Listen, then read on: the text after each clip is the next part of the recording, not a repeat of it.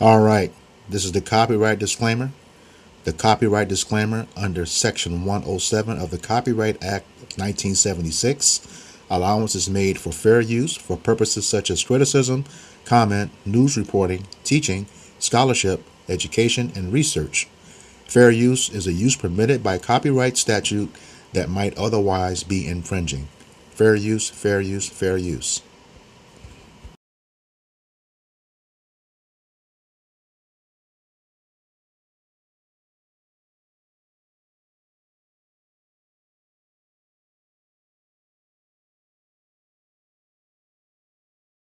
Here comes my grandson, Amalek.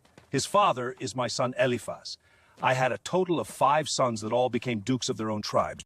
And Amalek here became the forefather of the Amalekites, the first of the nations of Edom. Isn't that right, grandson? That's right, Grandpa. Early in our Edomite history, after I left Edom and wandered to the deserts south and west of Seir, where we were Nomad raiders. We survived by robbing people. My grandfather here told the family that he hated Jacob and that he would slay him, so the Israelites are our enemies, you see? All Edomites feel like this.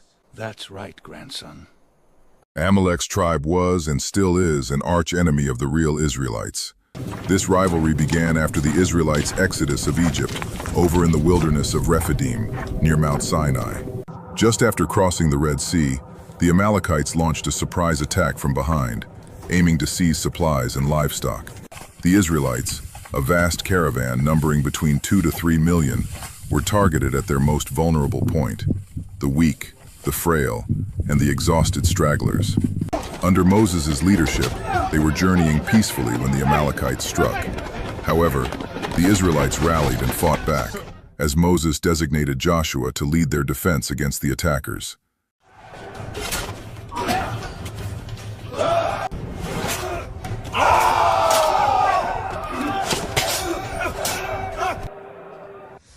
Yahweh, our power, stood with them, and the Israelites emerged victorious.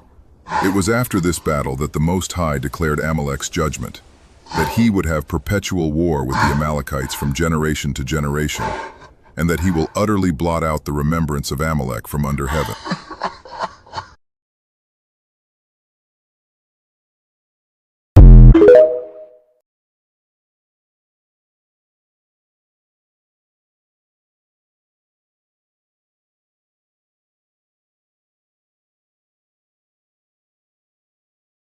There's an effort in the Congress to, in some basic sense, merge the U.S. military with the IDF, with the Israeli military.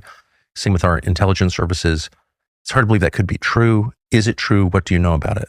Well, the National Defense Authorization Act of 2027, Section 219, has a provision that provides for the integration of the IDF and the U.S. military at the top, most sensitive levels of our military operations, and that is a fact. Now, when you have an integration and you say you're going to eliminate duplication, that's a merger, and so they're merging. And the U.S. military and Israeli military. Cyber electronic war is another area they want to merge in, which you can't really if you take AI and you match it with these sophisticated technologies, you expand the ability to hurt people, really, to kill people. They want to merge missile defense, space defense, directed energy. It's a whole range of things, and biological technology, including potential biological warfare. What could go wrong, right? See, and I look at it this way, Tucker. The first issue is American sovereignty. I don't care, Israel or whoever. We need to maintain our sovereignty. We cannot cause another country to be involved in the decision makings that relate to the national security of the United States of America. Yes. We have to be singular and solitary in that regard. Unfortunately, this provision in this bill, all the safeguards go out the window. And essentially, it's a merger, and one step from a merger is an acquisition. Israel being integrated, the militaries of the U.S. and Israel being integrated. The other thing is, it's unconstitutional. I mean, really, they bypass the treaty mechanism. We joined NATO as a treaty. Yes. There's no treaty, it's just in legislation. This should be going to the Senate, at least, for approval. Not so, just to put in legislation, make it happen. And also, people, the president's the commander-in-chief of U.S. armed forces, each of whom take an oath to defend the Constitution. First of all, Israel doesn't have a constitution. Secondly, they're not taking any oath to the United States of America to protect our interests. So what is this about? Why are we becoming more vulnerable to a nation whose military values are so distinct from ours? Well, I mean, there's so many levels here. I mean, to address that, of all the militaries you could merge with, why pick the only one on the planet that's currently committing genocide? I mean, it does seem grotesque of all the militaries on the planet. Right. It does seem like this changes the dynamic between the United States and Israel completely were it to become law, because as it presently stands, the United States is Israel's benefactor. Israel can't fight 7 wars or whatever, how many fronts they have at any given time without the United States paying for most of it, which we do. And so we can withdraw the support and thereby control, at least theoretically, control Israel's behavior. We never have, but we could. This would, if it becomes law, integrate the militaries to such an extent that the United States would actually be at the mercy of Israel. So Israel withdraws technology and the United States military is hamstrung. So it would actually put Israel in the driver's seat. That's right. 100% correct. And as such, it's adverse to the national security interests of the United States. The entire House of Representatives, every Republican but 7 today, just voted to merge the U.S. military, the $1.5 trillion a year U.S. military, with the tiny reserve force IDF. Does that help us? No, of course it helps them. Merge American intelligence, the 19 intel agencies, with Mossad. What? Basically a humiliation ritual. Whatever you want, Israel. If it hurts us, that's fine. Actually, it feels good to sacrifice for you. Like, everyone in the entire government is Mike Huckabee now. The U.S. and Israeli militaries are going to merge in 5 months because the House of Representatives has just passed the bill. The bill that will integrate the IDF into the American military has just passed by a vote of 219 to 206. It will now move to the U.S. Senate, which is widely seen as even more supportive of Israel, so many believe it has a strong chance of passing. The proposal would expand military cooperation, intelligence sharing, and cybersecurity coordination between the United States and Israel. After the Senate votes on it, the bill would then go to President Donald Trump, who is expected to decide whether to sign it into law. Israeli Prime Minister Benjamin Netanyahu has also expressed support for the measure. Last week, Congress rejected an effort to remove the Israel-related provisions from the bill, allowing it to continue moving through the legislative process. If it passes the Senate and is signed into law, it would mark a significant expansion of U.S.-Israel defense cooperation, though the exact scope and impact of the legislation remain the subject of political debate, though it would not combine the two militaries into a single force.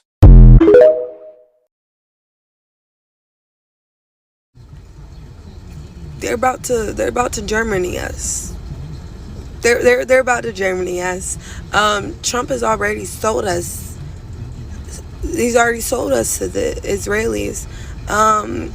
Because what do you mean that they are now an integral part of our military system? That they can control our bombs, our military men and women. They can make decisions on our behalf.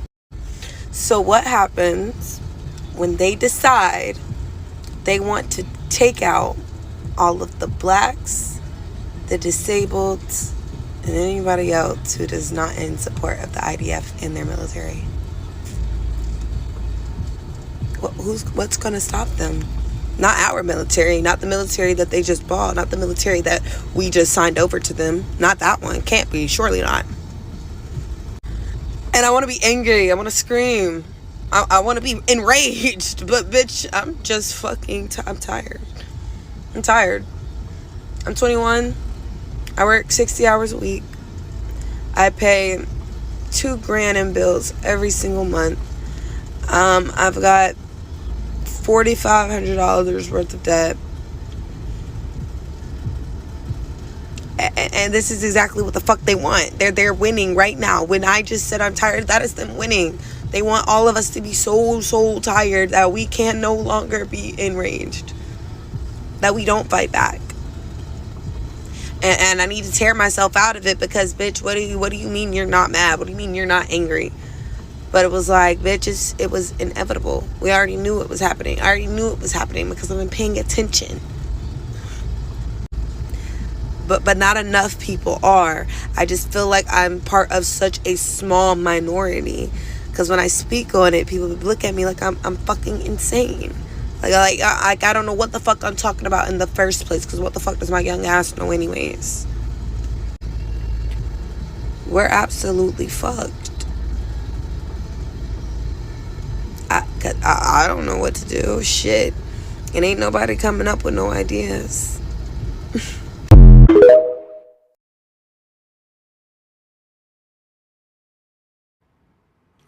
This is the book of 2 Corinthians, chapter 2, verse 11, and it reads, "Lest Satan should get an advantage of us, for we are not ignorant of his devices." Giving all praises, glory, and honor to Yahweh, Bahashem, Yahweh Shai, Bahashem, Rahahakodash. Double honors to the apostles and elders of Great Millstone who rule well in teaching me this 100% truth. Salutations to them and my fellow Akim who labor in this truth week in and week out on the highways and byways. Also, salutations to the hopeful elect of the scattered 12 tribes of Israel, scattered to the four corners of the earth, that be like unto the speckled bird, also known as your Israelite foreigners, and your so-called Negroes, Latinos, and Native Americans. To you, I say Shalom.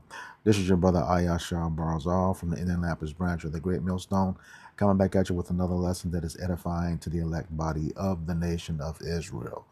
All right, so it's here, the two militaries of isn't real and the United States have merged together. Okay, and I say isn't real because they are not the true people of the Bible. They are actually the tribe of Amalek, and the United States military is primarily the rest of Edom. Let's just call it for exactly what it is. All right, all of it's Edom. We know that Amalek is the first of the nation, according to Numbers 24 and 20, meaning that he's the chief nation, the head nation, and we see that right now. All right, they have taken total control of the U.S. government. But like the scripture says, we are not ignorant of his devices. This is that flood that's going to come in against the Israelites. Okay. ICE, and they were able to handle a lot of the northern kingdom with no problem with the deportation, but the southern kingdom is going to be a different animal, and the scriptures say that tabernacle of David is going to be something else. That's both southern and northern kingdom. All right, but Judah is going to be something else in that time. All right, because we already see hand-to-hand combat, equal skill sets. Esau don't stand a fucking chance against Jake, but he's got all this machinery, all this weaponry. They merging technologies. All right, and we know what they did to those. I think it was I can't remember which nation it was, but remember they used the technology to turn their pagers into bombs. Okay, now they have total access to, all of our data, all of our devices, so on and so forth. So yeah, they're going to use that to come down on us. This is really about Jake. They know the scriptures. Their upper echelon know the scriptures and know that the time is short. Okay, their time is very short, and they're going to come down with that great wrath. This is Revelation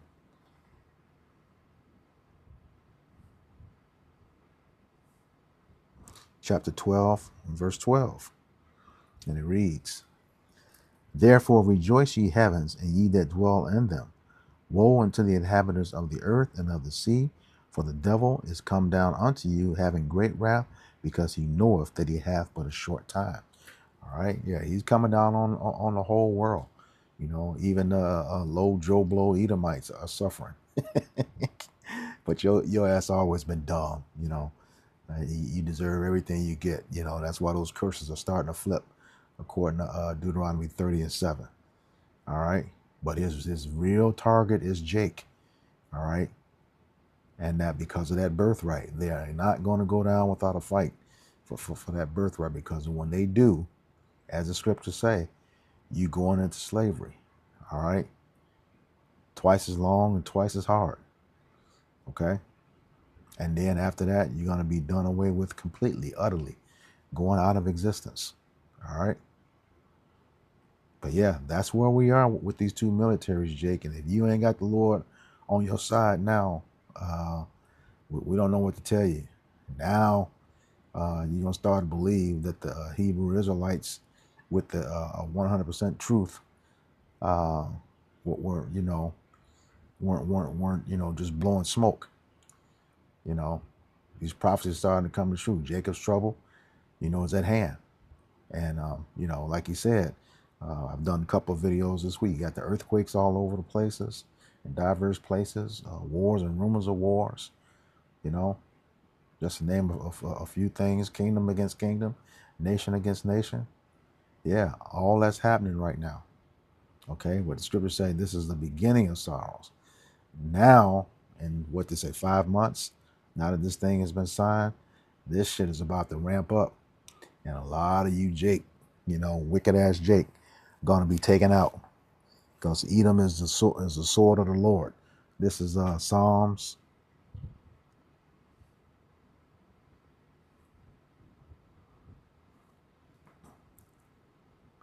17:13. God, it says, "Arise, O Yahweh Bashem Yahushai, disappoint him, cast him down, deliver my soul from the wicked, which is thy sword." And that's, you know, that's the prayer of the elect. You know, if you his righteous. Now some of us are going to be martyrs, but for the most part, if you're his righteous, you know, he got his elect covered. You know, the Lord has his elect covered. But for the rest of you, you know, hey, this dude is going to wreak havoc. That is his job, to bring death and destruction. This is Romans. It's 13 and let me see.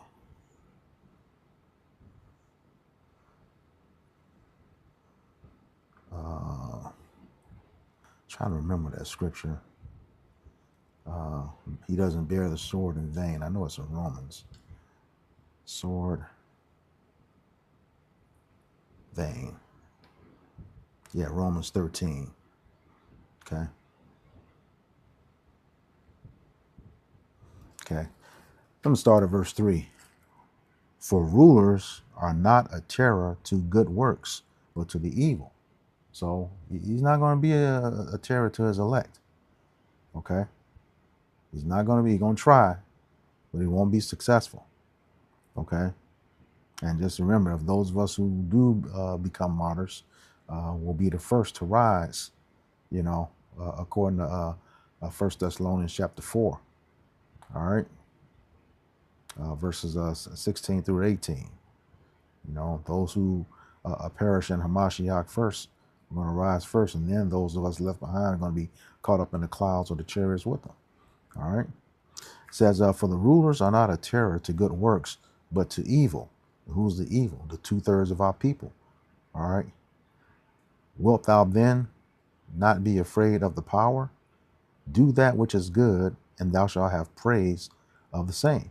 It says, for he is the minister of the power for thee to do good. But if thou do that which is evil, be afraid, for he beareth not the sword in vain. For he is the minister of God, a revenger, to execute wrath upon him that doeth evil. And that's you 2/3, especially you women. You know, y'all have really, you know, the more I look at it, y'all have really taken on the characteristics of Esau. You know, you rebellious, got that doest thou will spirit, and you don't fear the Most High. All right? But that's what he's going to bring. All right. So yeah, this is what you're gonna have to deal with. When that military, like I said, that military is gonna come in, and they're not gonna spare any. They're not gonna spare any. You know, that's like Ezekiel 9:4. You know, chapter 9 verses 4 through 6. You know, once that death start going around, it's not gonna stop. All right. Only people going to be saved are those that have the mark, which is the thawab, for the Hebrew word, meaning mark of exemption. Okay, exemption from that torrential judgment. All right, a lot of you jakes are going to get it, for real, along with the other heathen nations. But yeah, he's 2/3. Because this is 1 Peter 4, again in verse 17, and it reads, "For the time has come that judgment must begin at the house of Yahweh B'Shem Yahushai." All right, that's Israel. All right, and if it first begin at us, what shall the end be of them that obey not the gospel of Yahweh B'Shem Yahushai? Okay, it's gonna be ugly. Like scriptures say, 2 Ezra 9, you're gonna know death by pain. That means it's not gonna be quick. Gonna be slow, terrible. All right, for all your wickedness on this earth. Verse 18, and if the righteous scarcely be saved, where shall the ungodly and the sinner appear? Okay, you ain't got no hope, especially you, Esau. You know, scriptures say you ain't got no mercy coming. James 2:13. All right, no mercy coming on whatsoever, because you never showed any mercy. All right, yeah, you got it coming. All right, and then you had that jig woman at the tail end of those clips. You know, talking about she's wore out, lady. You know, and I can understand your sentiment, but you know, you have no idea to what level, because you know something is wrong. But when you have the wisdom of Yahweh B'Shem Yahushai, you know, whatever wearing out you feel, you know, like it did say, the scriptures do say in Daniel 7:25, he's going to wear out the saints. Okay, but you got levels to that, and that grief is going to be heavy on the prophets, because they're doing this work, and the Lord has imparted wisdom to them. You know, the Lord didn't give women wisdom, according to Job 39:17. Let me grab that. So, yeah, you may be wear out, but you have to no idea to what level. Job 39:17. And it reads, because Yahweh B'Shem Yahushai hath deprived her of wisdom, neither hath he imparted to her understanding. All right. So what you dealing with, being wore out, being tired, that ain't shit compared to what the prophets have to deal with. All right. He only gave that wisdom to the men. All right. This is Proverbs chapter 8, verse 1-4. Verse 1, and it reads, doth not wisdom cry, and understanding put forth her voice? She standeth in the top of the high places, by the way in the places of the paths. She crieth at the gates, at the entry of the city, at the coming in at the doors. Here's the point. Unto you, O men, I call, and my voice is unto the sons of man. All right. So that wisdom is with the men. And like I said, you have no idea, because if that wisdom is with the men, this is Ecclesiastes 1:18.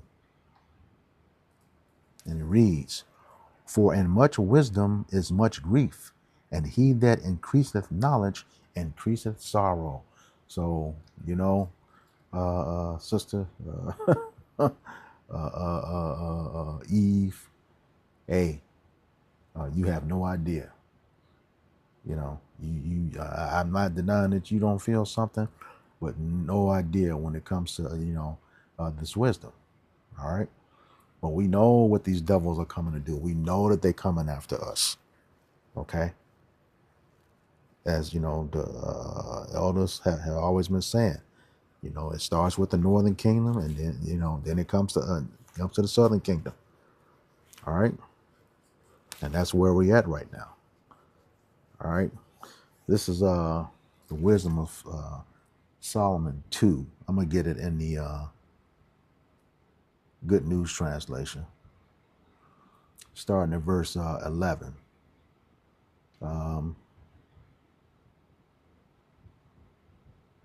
Start at verse 10. It says, we'll oppress the poor, that's the Israelites, even if they are righteous. Okay. We show no respect for widows or old people. That's these motherfuckers. They did the same thing when we coming out of Egypt. You get that in Deuteronomy chapter 25, verse 17 through 19. They always preying on the weak. They doing the same thing. It ain't us over there in Gaza. Maybe have a sprinkle of a few Israelites. They're doing the same thing to them. The same thing here. They always preying on the weak. All right. And when it comes to the strong, they got to outnumber or outgun them. That's just the punk these Edomites are. Even with Amalek. All right. Verse 11 says, we shall call ourselves right if we are strong enough to get what we want. No one ever got anywhere by being weak. Well, and that's what you attack. Verse 12 says, righteous people are nothing but a nuisance. So let's look for chances to get rid of them. And this is it. Those two militaries coming together. But it ain't gonna work. Okay. It says they are against what we do. They accuse us of breaking the law of Moses and violating the traditions of our ancestors. And you do that all the time. All right. You deal with the Talmud, but you call yourself the children of the Most High. All right. Everything at Talmud is adverse to Yahweh Bashem Yahushai. All right. Verse 13. They claim to know Yahweh Bashem Yahushai, and they call themselves the Lord's children. Verse 14. We can't stand the sight of people like that, and they hate us. Esau said that, going all the way back to Genesis chapter 27, verse 38 through 41. All right. Verse 14. We can't stand the sight of people like that. What they are contradicts our whole way of thinking. Yeah, that's because you're wicked and we're righteous. All right. Verse 15 says, they are not like other people. They have strange ways. No, our ways are not strange to us. Our ways is the law, statutes, and the commandments of the Most High. All right. Which you can't have, which you don't have. No matter how much you say, you say that you are the people of the Bible. Anybody can see that now, and the whole world knows it. All right. Verse 16. They think that our moral standards are so corrupt that everything we do should be avoided. Yeah. Circumcising babies with your mouth. Killing kids. Sex trafficking. Just a horrible nation of people, and y'all got to fucking go. All right. Says they boast of having Yahweh for their father and believe that when all is said and done, only the righteous will be happy. And that's true. That's true. We're going to be in our land where we're supposed to be. Never being ashamed again. All right. I'll pick that up in Deuteronomy chapter 25, 17, and 19. So don't forget this. All right. It says,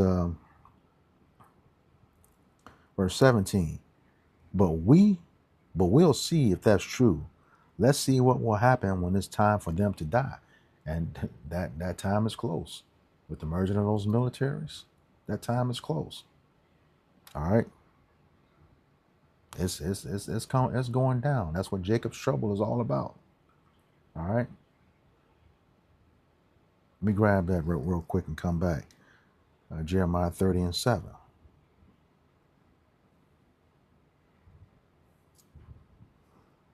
Book of Jeremiah.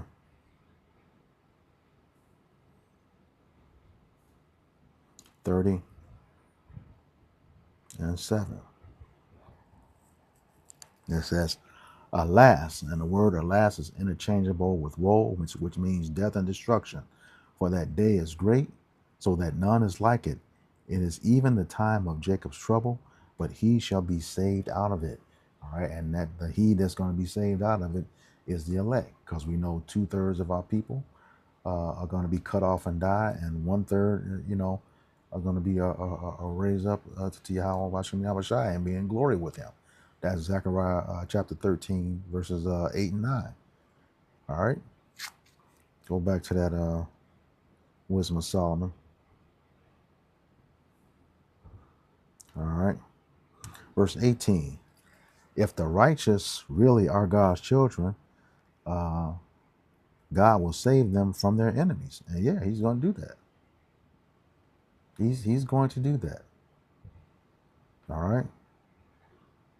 It says, verse 19, and I'll get to that. It says, so let's put them to the test. We'll be cruel to them and torment them. Then we'll find out how calm and reasonable they are. We'll find out just how much they can stand. Verse 20, we'll condemn them to a shameful death. After all, they say that God will protect them. All right. So, yeah. And he said that.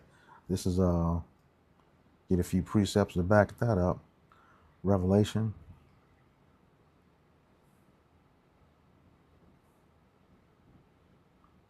Chapter 2 and verse 10. And it reads, fear none of those things which thou shalt suffer. Behold, the devil shall cast some of you into prison, that ye may be tried, and ye shall have tribulation 10 days. Be thou faithful unto death, and I will give thee a crown of life. All right. The book of Sirach, or Ecclesiasticus. It's in the Apocrypha. Chapter 4, verse 28. And it reads, strive for the truth unto death, and the Lord shall fight for thee. All right. Book of Matthew, chapter 24, and verse 13.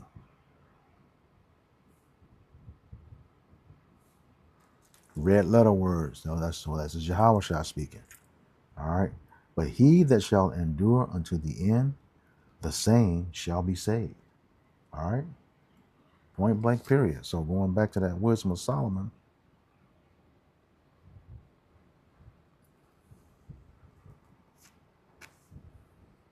Says we'll condemn them. I'll start at 19 again. So let's put them to the test. We'll be cruel to them and torment them. Then we'll find out how calm and reasonable they are. We'll find out just how much they can stand. We'll condemn them to a shameful death. After all, they say that Yahweh Bashem Yahushua will protect them. And that's what he said in those three scriptures, Revelation 2 and 10, Sirach 4 and 28, Matthew 24 and 13. All right. Verse 21. It says, that is how evil people think, but they are wrong. They are blinded by their own wickedness. And that's true. All right. That's true. You're trying to set a trap for us. It's really for you. This is Ecclesiasticus or Sirach in the Apocrypha again, chapter 27, I believe verse 26. Yeah. It says, whoso diggeth a pit shall fall therein, and he that setteth the trap shall be taken therein. So yeah, your time is coming, Esau. Your time is coming. All right.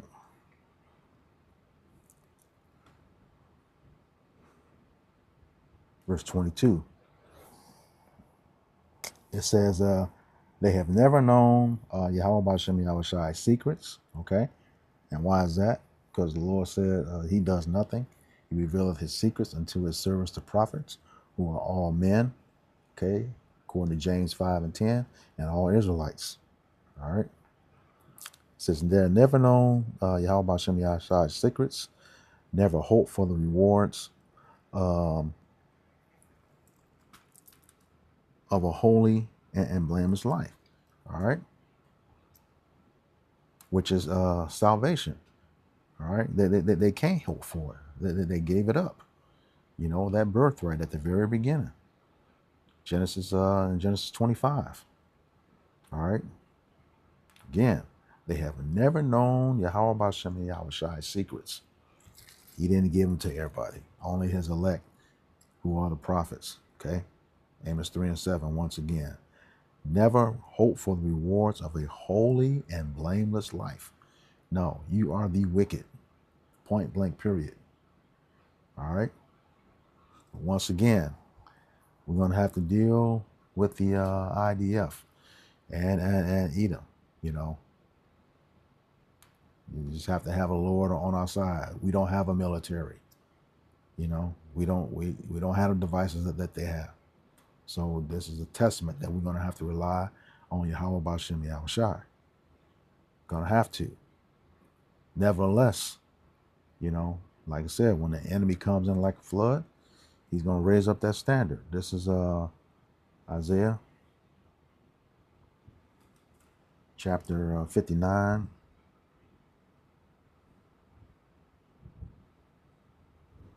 And begin in verse 18.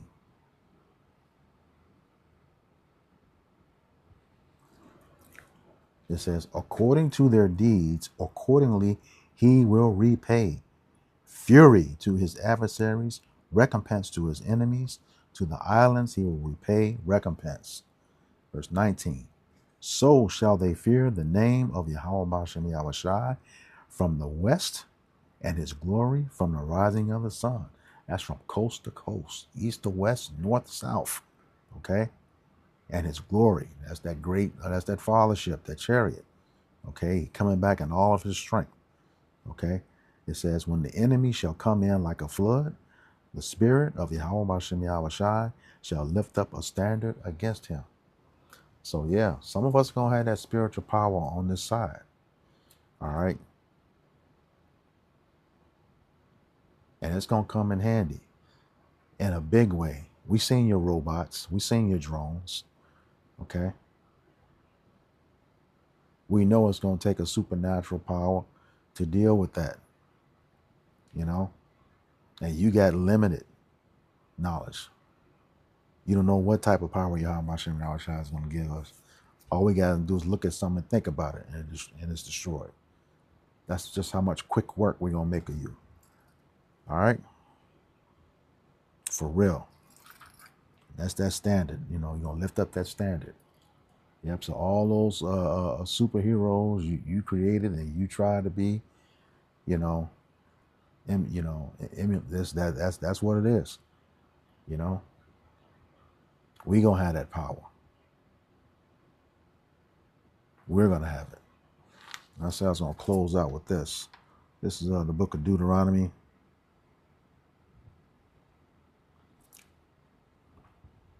chapter 25, and starting at verse 17. All right. It says, remember what Amalek did unto thee by the way, when ye were come forth out of Egypt.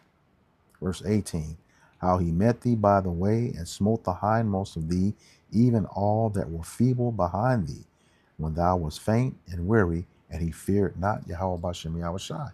As like I said in Wisdom of Solomon, you know, he attacks those who can't defend themselves. Straight bitch Esau Edom is. All right.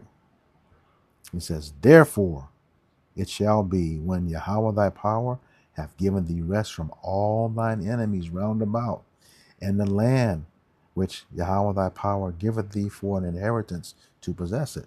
Okay, we're going to be in our glory then, once we're in the land. All right. It says that thou shalt blot out the remembrance of Amalek from under heaven. Thou shalt not forget it. Just like you all don't want us to forget that very questionable situation that happened around World War II, we're not going to forget what you did. All right. And even furthermore, there's more tab on that. All right. We're not going to forget that not only did you own the slave ships, you financed the transatlantic slave trade, and you own the insurance companies. Okay. You over here right now still in Jake's homes with those that deed fraud. Okay. You got a lot to pay for. You know, Amalek, Edom, the both of yous. You got a whole lot to pay for. And it's going to happen. All right. So with that, I hope this lesson was edifying to the elect body of the nation of Israel. Once again, going to give all praises, glory, and honor to Yahweh, Bahashem, Yahweh Shai, Bahashem, Raha HaKadosh. Double honors to the apostles and elders of Great Millstone who rule well in teaching me this 100% truth. Salutations to them and my fellow Akim who labor in this truth week in and week out on the highways and byways. Also, salutations to the hopeful elect of the scattered 12 tribes of Israel, scattered to the four corners on the earth, that be like unto the speckled bird, also known as your Israelite foreigners and your so-called Negroes, Latinos, and Native Americans. To you, I say Shalom, Kwam Yasharallah, Abba Babal. We got next. Shalom. Time's running out for you, Esau Edom.